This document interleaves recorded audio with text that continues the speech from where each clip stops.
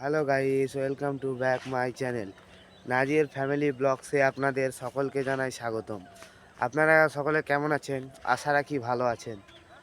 আমিও ভালো আছি, সুস্থ আছি। আজকে আপনাদেরকে ফজরের নামাজের পর একটু ঘুরতে এসেছিলাম মাঠের দিকে। তো ঘুরতে এসে দেখি আপনাদেরকেও কিছু শেয়ার করি। সামনে ঈদ মোবারক, সকলকে ঈদের আগাম শুভেচ্ছা।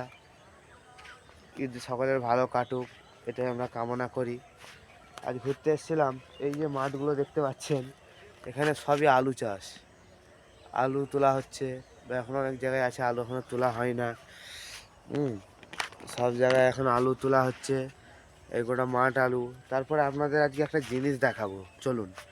সেই জিনিসটা হচ্ছে, যেমন আজকাল যুগে ট্রাক্টর উঠে পড়েছে, এখন পুরোনো দিনের গ্রাম বাংলার গরুর গাড়ি, গরু মানে লাঙল করে মাঠে, সেরকম লাঙল সচরাচর আমরা দেখতে পাই না। আমি নিজেও অনেকদিন দেখি না, প্রায় 2-3 বছর পর আমার চোখে পড়লো। ভাবলাম আমার গাইজদেরকে একটু শেয়ার করি। ছোটোবেলা থেকে মেদিনীপুর আমার মামা বাড়িতে মানুষ, তো মেদিনীপুরের দিকে এখনও সচরাচর এই জিনিসগুলো আছে। তো চলুন আপনাদেরকেও দেখাই যে গরুর লাঙল কীভাবে, গরু দিয়ে মানে হাল চাষ করা হয়, কিভাবে গরুর গাড়ি আছে। অনেকে আজকাল যুগে দেখা যায় না, আজকে সেটা আপনাদের বাস্তব দৃশ্য দেখাবো। ওইরকম ভিডিও আপনারা যদি দেখতে চান, গ্রাম বাংলার পুরনো পরিবেশ, পুরনো কিছু, অবশ্যই আমার চ্যানেলটাকে সাবস্ক্রাইব করতে হবে। এই যে এটা হচ্ছে মিনি ঘর, এখান থেকে জল হয়। এখন গরমের চাষ আপনাদের বলেই দিয়েছি। এই যে মাঠে জল থাকে, এটা হচ্ছে মিনি। মিনি বলতে সাধারণত যেখানে পানি হয়, মাটির তলা থেকে পানি তুলে জমিতে জমিতে দেওয়া হয়, সেটাকে মিনি বলে, বা শ্যালো বলে, বা সাবমার্শাল যেটাকে বলে বাংলা ভাষায়। তো দেখতেই পাচ্ছেন চলে এসেছি মাঠের মধ্যে আছি। এই যে দেখুন, এই জমিতে আলু কুড়িয়ে রাখা আছে। আসুন আপনাদের দেখাই। এই যে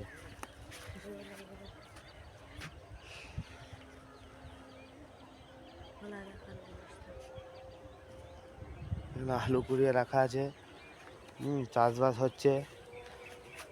ওই যে গরুর লাঙল দেখতে পাচ্ছেন, ওই গরুগুলো লাঙল করবে। চলুন কাছ থেকে আপনাদের দেখাই। এই দেখুন গাইস, দেখতেই পাচ্ছেন, এই যে গরুগুলো এগুলোই লাঙল করে। হ্যাঁ, এখান থেকে আলু ফালু তো চাষ করা হয়, এই গরুগুলোই লাঙল করে। এই গরু থেকেই লাঙল হয়, আপনারা দেখতেই পাচ্ছেন। কি আপনাদের আলু চাষ হচ্ছে? হ্যাঁ হ্যাঁ হ্যাঁ। আচ্ছা, আর এই গরু দিয়ে কি মানে আলুগুলো এখন তুলছেন? হ্যাঁ, এই তিল বোনা হবে। আচ্ছা আলু আলু তোলা হবে।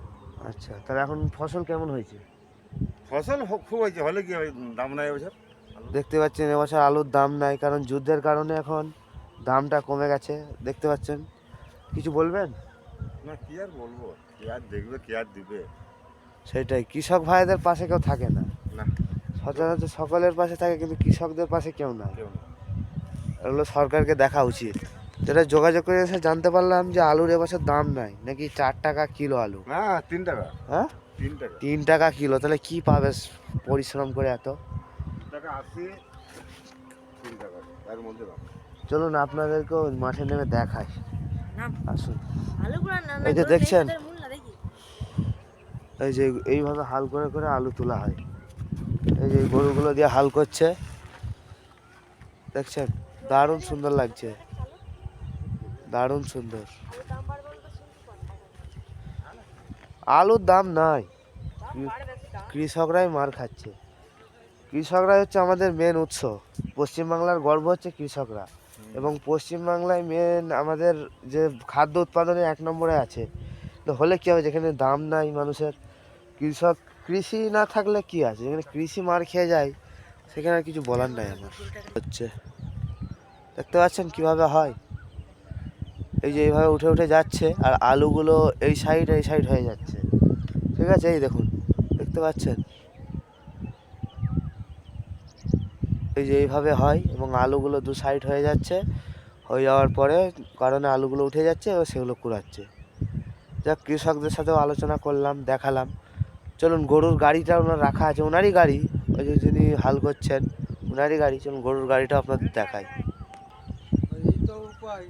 দেখতেই পাচ্ছেন, এটা আমাদের আলু হয়েছে। ব্যাটারির যে জমি, এখানে লোকে জমি নিয়ে চাষ করছে। হ্যাঁ, আচ্ছা চাষ করছে, আলু বিক্রি হয়নি, এই তো তুলে নিয়ে যাচ্ছে। পুরোনো বস্তা ছিল, বস্তা 25 টাকা করে দাম।